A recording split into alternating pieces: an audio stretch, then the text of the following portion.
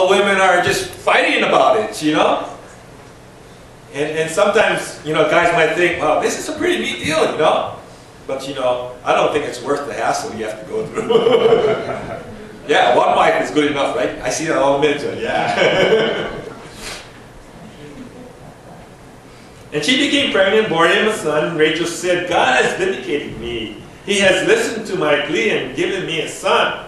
And because of this, she named him Dan. Rachel's servant, Bilhah, conceived again and bore Jacob a second son. And then Rachel said, I have had this great struggle with my sister, and I have won. So she named him Naphtali.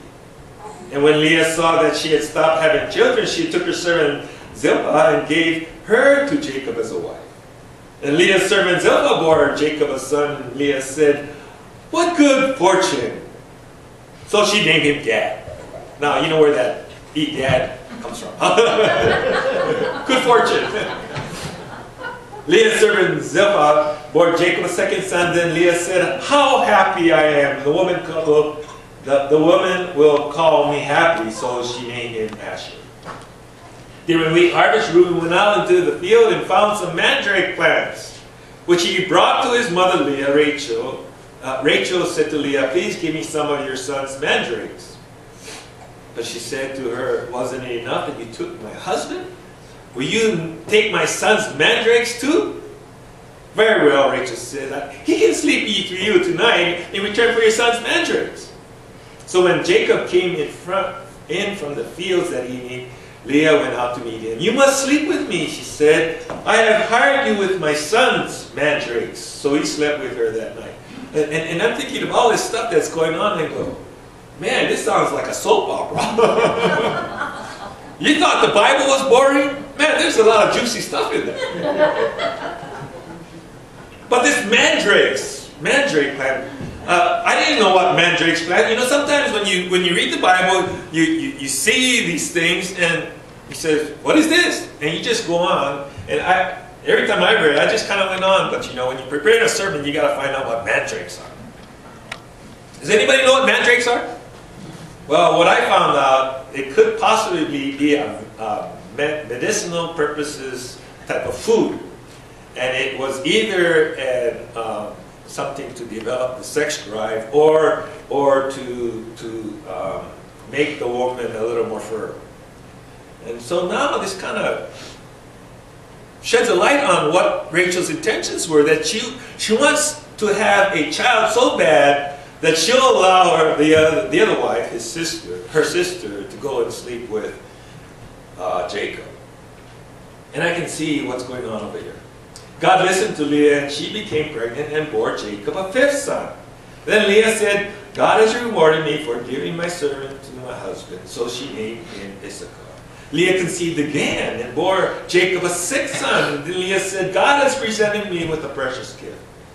This time my husband will treat me with honor, because I have borne him 6 sons. So she named him Zebulun. Sometime later, she gave birth to a daughter and named her Dinah.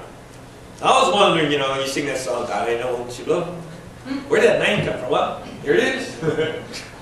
And then God remembered Rachel, and he listened to her and enabled her to conceive. Now, so you can see all these things happening, all these kids being born, and Rachel has nothing. And here, she's supposed to be the one that Jacob really loved. You know, sometimes I wonder, you know, what God was thinking, you know, before all this, he knew all this stuff was going to happen.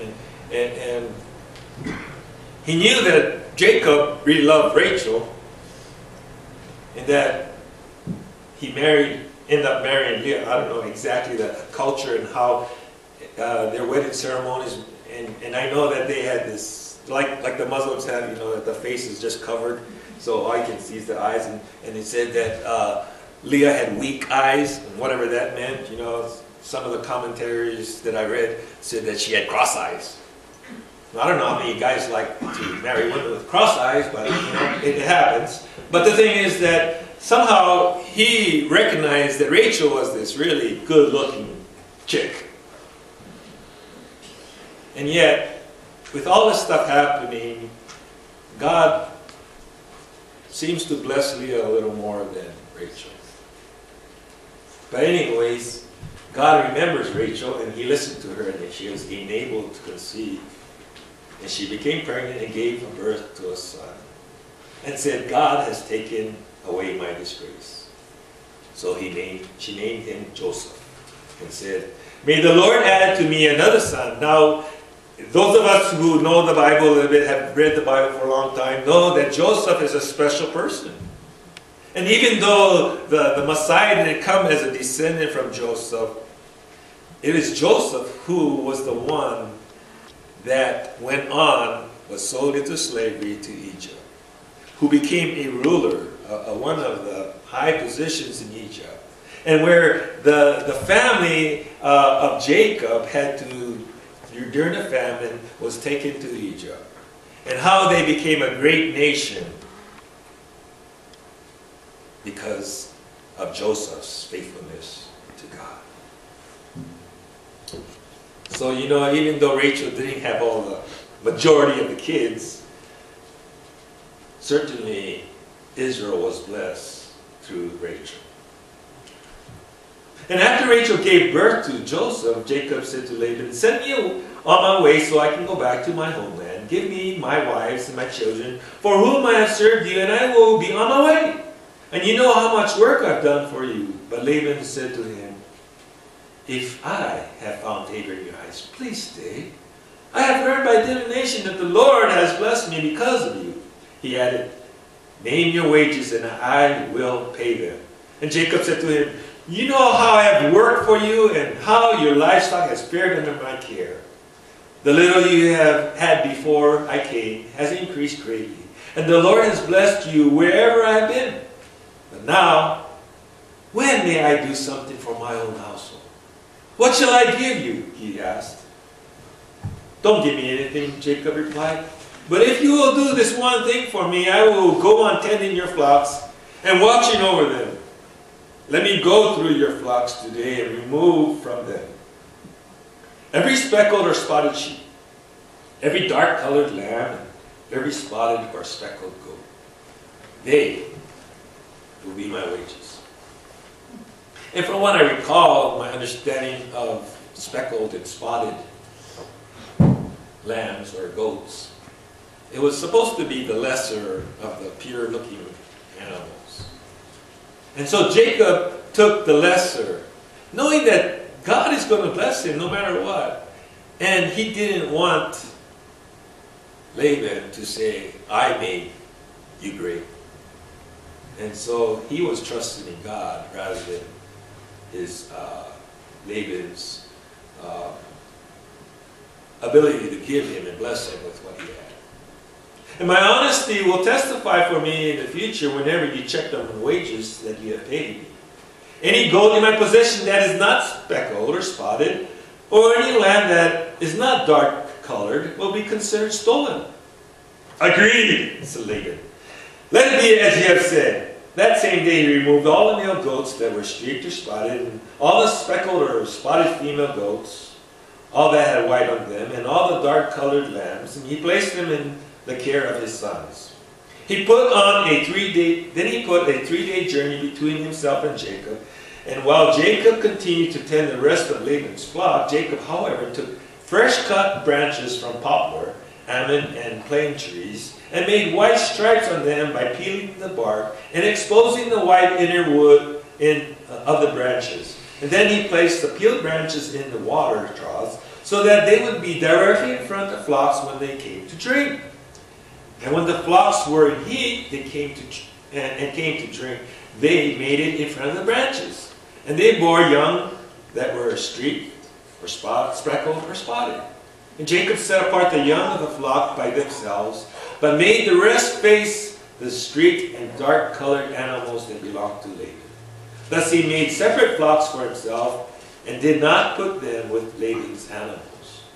And whenever the stronger females were in heat, Jacob would place the branches in the troughs in front of the animals, that they would mate near the branches. But if the animals were weak, he would not place them there. So the weak animals went to Laban, and the strong ones to Jacob.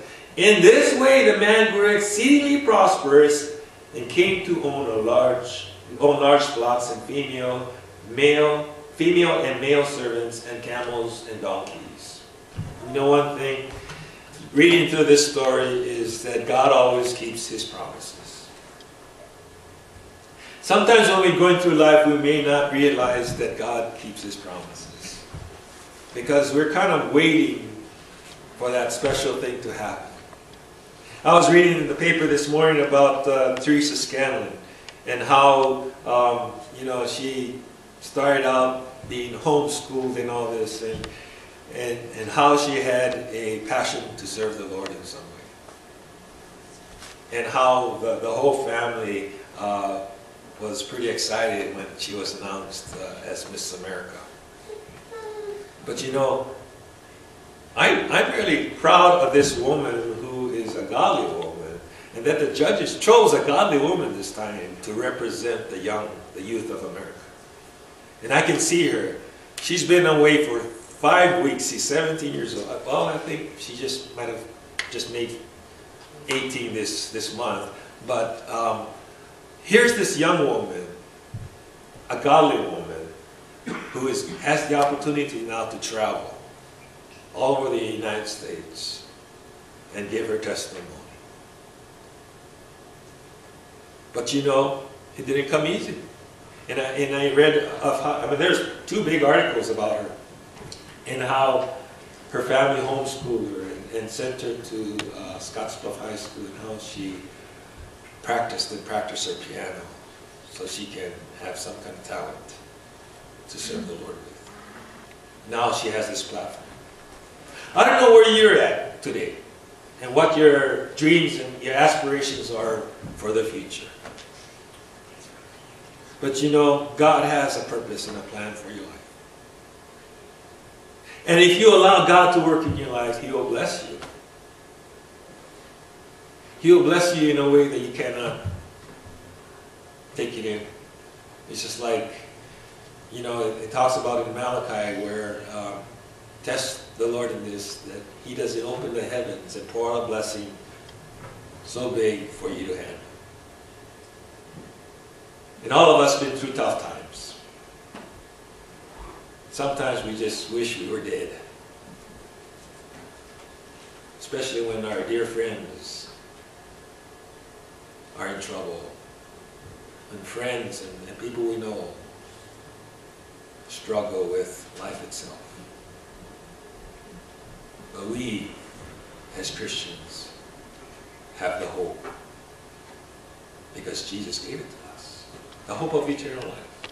The hope of life everlasting. And God will want to use you for His glory, if you will allow Him. I've read so many stories of how just a simple person, just because he had his faith and trust in God, became some great person that has touched many lives for the Lord. That can be you, if you place your faith and trust in Him. Maybe there's someone today who hasn't yet done that. Maybe you've been going to church for a long time and you still are wondering, what in the world did God put me on this earth for? Maybe it's because you haven't really totally given your life to the Lord. It says, Lord, here am I. Send me. And the Lord needs you to touch other lives for Him. As we sing our hymn of invitation, if that's your heart, if that's your desire, is to open your eyes, open your heart to the Lord and say, Lord, come into my life so that I can serve you. Let's all stand as we sing.